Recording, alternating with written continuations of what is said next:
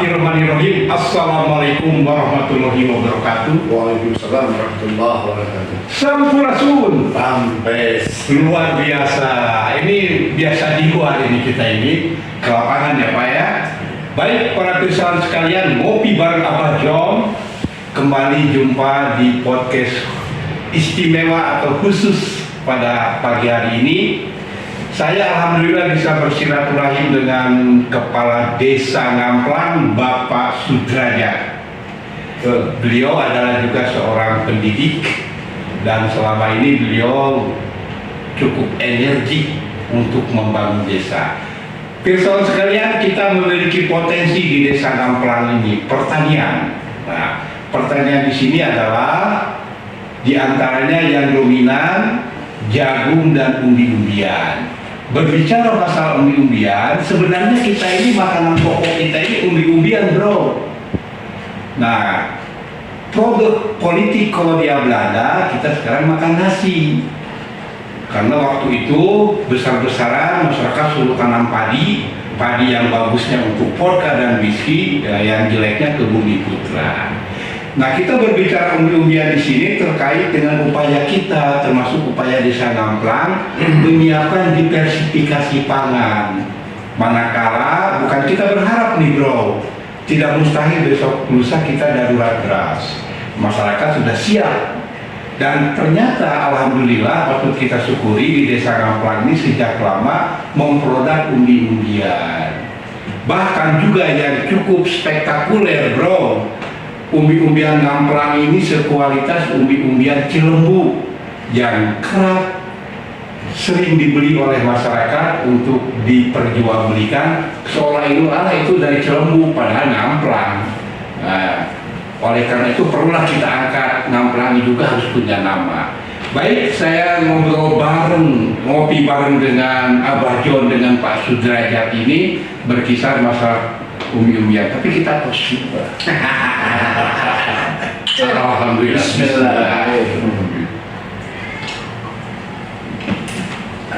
Bapak, ya bagaimana upaya Bapak untuk menanjurkan potensi umbi-umbian salah satu sektor pertanian? Ya, terima kasih Pak Abah John. Saya telah ditanya sedemikian rupa dan telah mendengar bahwa UB itu demikian apa yang dikatakan Pak John tadi.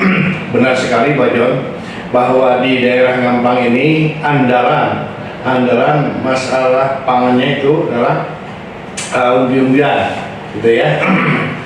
Malahan mah di sini yang menjadi persoalan bagi saya ingin menanjurkan, kata Pak John itu ingin menanjurkan bahwa umbi-umbian selalu ada dan terus berada. Nah, ini bagaimana kalau seandainya giliran musim kemarau semacam begini?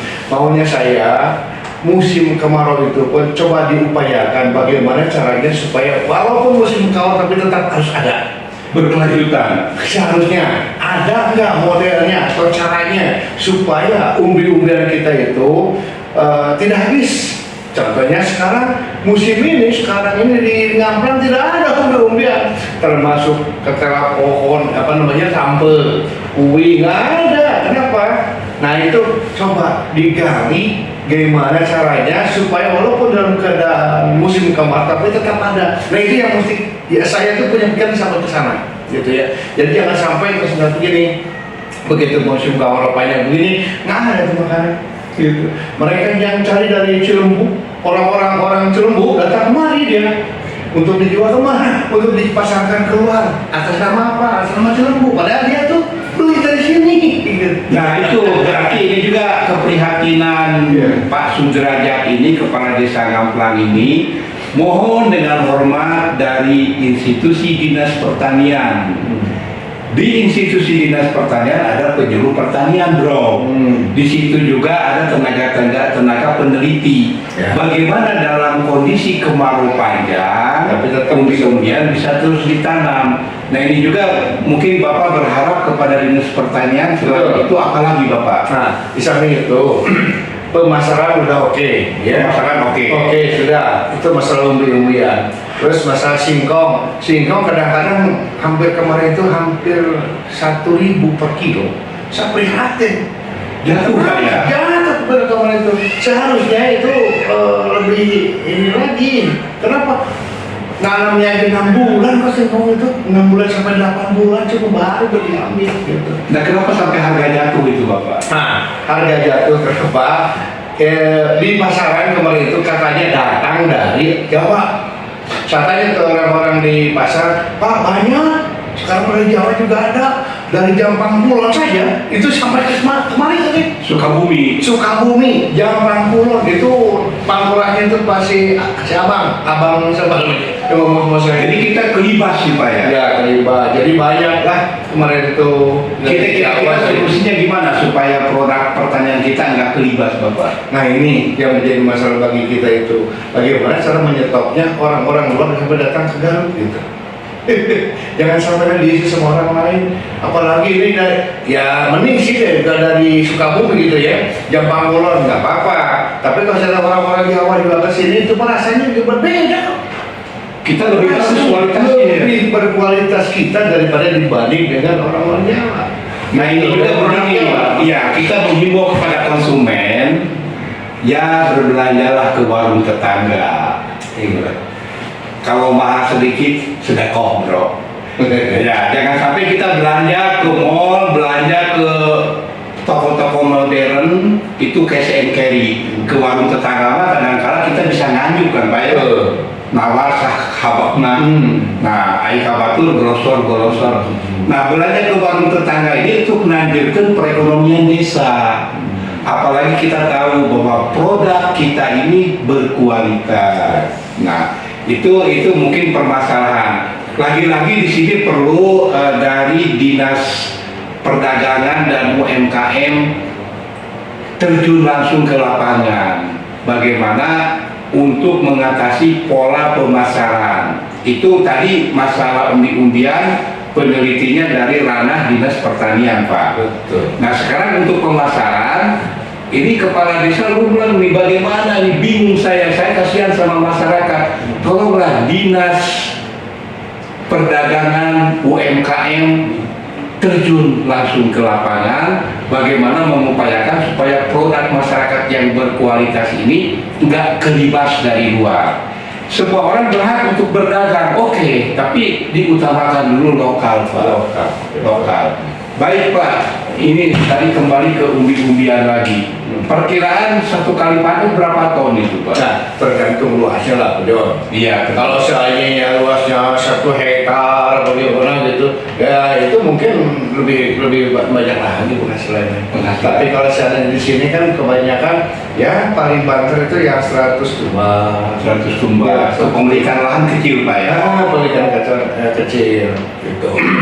Berarti perlu intensifikasi pangan dalam arti lahan kecil tapi berproduk banyak Pak ya? Nah itu misalnya saya pengen begitu gitu. Ya, ini walaupun kecil gitu, tanah kita kecil tapi berproduksi lebih berkualitas gitu. Ya, dan tidak banyak yang gagal. Tidak banyak yang gagal gitu. Iya. Dan terutama saya mohon kepada Departemen Pertanian, ke Kementerian Pertanian atau siapapun yang terkait dalam pertanian ini, tolong kirimlah kepada kami alat-alat cangkul yang modern, jangan sampai manual melulu. Soalnya saya lihat di negara-negara yang lain itu sudah ada, contoh bikin galengan nui, itu dari manual lagi, tapi langsung pakai traktor di pinggirnya itu jadi langsung ada galengan.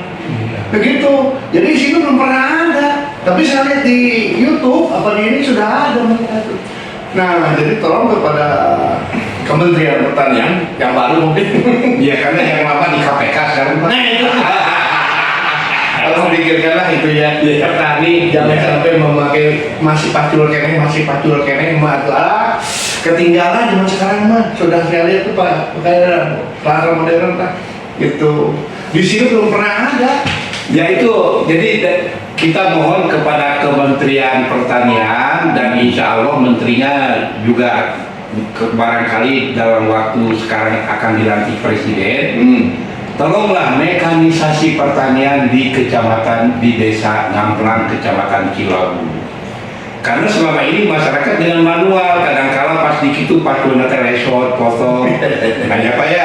Nah mungkin dengan mekanisasi pertanian ini bisa membantu produktivitas masyarakat, dan ini juga untuk kemandirian ekonomi desa. Pada ujungnya dari desa ini adalah ujung tombak Pak ya pemerintahannya, sekaligus ujung tombok juga. Lombok dulu. Lombok melulu, Jangan lupa lagi satu Bang. Iya, iya. Yang terkait pentingnya, Iya. orang pemerintah itu pupuk subsidinya sampai loh ke sini. Nah, pupuk subsidi gimana tuh? Kadang-kadang kesulitan itu. Iya, kalaupun ada alokasinya jadi kecil Pak ya. Iya, jangan sampai dipersulit, harus ada ini, persyaratannya macam-macam. Nah, harus itu. ada pertanyaan. Ya, oke lah, bikin kartu gitu ya, kartu tani dan sebagainya. Kartu tani ada kan ya? Iya, iya. Kita bikin untuk masyarakat. Bisa. Tapi kita balikin lagi, sudah siapkah pemerintah menguncurkan itu pupuk bersubsidi ke rakyat kami di sini? Ya sementara ini kan beli sulit, apalagi yang gratis nggak ada. Nah itulah pupuk bersubsidi. Nah kita di desa sering mengalami kesulitan. Kepada siapa kami mengadu? Nah, itu. Pada kesempatan ini mudah-mudahan atas pertolongan Allah Subhanahu Wa Taala dan kepedulian pemerintah, tolong pupuk bersubsidi alokasinya itu yang memadai dengan harga juga namanya bersubsidi ya. Terutama alokasi peruntukannya, karena masyarakat kesulitan. Bayangkan masyarakat banyak yang gagal panen atau panennya tidak maksimal karena tidak ditunjang oleh kondisi pupuk yang memadai. Barangkali ada curhat lain Bapak? Ada masalahnya. Pemerintah kan sekarang untuk mencanangkan ketahanan pangan. Ya betul, ketahanan pangan. Nah, ketahanan pangan itu kalau tidak dibarengi dengan satu alat yang canggih, nomor keduanya pupuk yang tersedia, Ya. itu tidak akan terjadi. Sulit Pak ya? Sulit, bullshit lah untuk berhasil. Wah. Gitu. Itu bullshit katanya. Kalau tidak itu jangan begitu. Iya. Harus ada yang dari pemerintah. Ya, ada perlunya. Mekanisasi pertanian itu nanti pemanfaatannya melalui Gapoktan, gabungan kelompok tani. Betul. Melalui Gapoktan. Nanti kita atur di desa bagaimana pemanfaatannya supaya merata. Karena ini bukan warisan nenek moyang mekanisasi pertanian ini, tapi alat atau piranti bersama. Kemudian yang kedua, sekali lagi Bapak ini pupuk untuk menunjang program pemerintah itu sendiri, ketahanan pangan. Ya, untuk pembangunan jangka menengah, jangka panjang, jangka lima.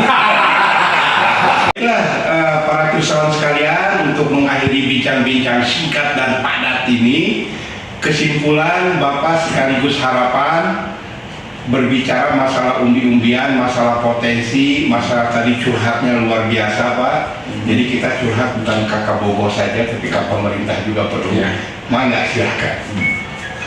Sebagai harapan saya mungkin kepada pemerintah tidak lain satu bantuannya tentang itu tadi alat-alat pertanian, tapi yang modern, jangan sampai melakukan hal pacu masih digunakan dan sebagainya gitu. Terus keduanya itu tadi pupuk ya, dengannya juga pemasaran, tolong deh pemerintah pemasaran jangan sampai ada yang namanya singkong harganya Rp1.000. Yang sekarang Rp1.000 tuh jemput apa gitu kan? Iya. Di 2000, aduh masya Allah, saya pengennya itu kalau saya samput saja ya, pengennya itu minimal 5.000 gitu, kasihan tuh petani saya gitu. Terus harapan saya bahwa pemerintah dengan sekian lamanya kita berkebun, pertaniannya ada, coba pikirkan masalah supaya tidak ada waktu sedikit pun untuk yang tidak bertani gitu. Jangan sampai musim kemarau semacam itu mereka tuh bertaninya nggak bertani dia, itu dari mana makannya mereka. Iya. Ya demikian pirsawan sekalian, harapan atau asa dari Kepala Desa Ngamplang Bapak Sudrajat. Mudah-mudahan kita semua peduli, terutama ini untuk menunjang program pemerintah sendiri, ketahanan pangan. Gitu. Mari ketahanan pangan ini kita jadikan sebagai momentum untuk ngaronjakeun perekonomian desa, bukan sekedar lifestyle atau sekedar seremoni, tapi betul-betul dalam kehidupan yang nyata. Saya ngopi bareng Abah John, kita akhiri dulu sampai di sini. Ya. Terima kasih atas perhatiannya. Wassalamualaikum warahmatullahi wabarakatuh. Selamat Waalaikumsalam. berprestasi. Biru kan.